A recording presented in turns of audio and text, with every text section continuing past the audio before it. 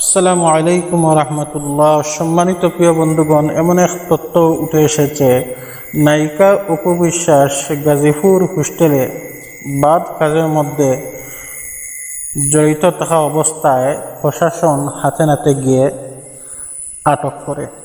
সম্মানিত প্রিয় বন্ধুগণ, তিনি এরপর এমন একভাবে বান করলেন যে তিনি কোনো অপরাধী করেন নাই, যেমন হাসি হাসি বাহির হচ্ছে।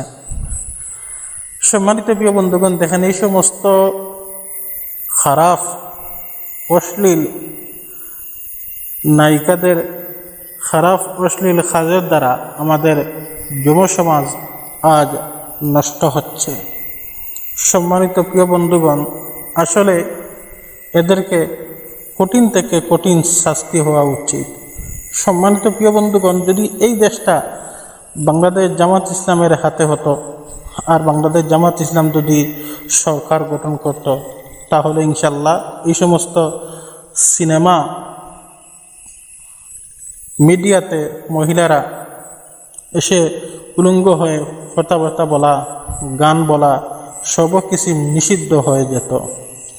কিন্তু আফসোস, দুঃখের বিষয়, এই বাংলাদেশের জনগণ জামাত ইসলামকে চিনল না।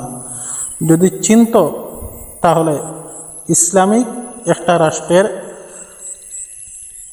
আইন তৈরি হতো, ইসলামিক রাষ্ট্রে ইসলামী আইন দ্বারা, বিধান দ্বারা এই দেশ পরিচালনা হতো। তবে আজ হোক কাল হোক, এই দেশ যদি জামাত ইসলামের হাতে আসে, তাহলে এই সমস্ত অশ্লীল কাজ বন্ধ করা হবে ইনশাল্লাহ।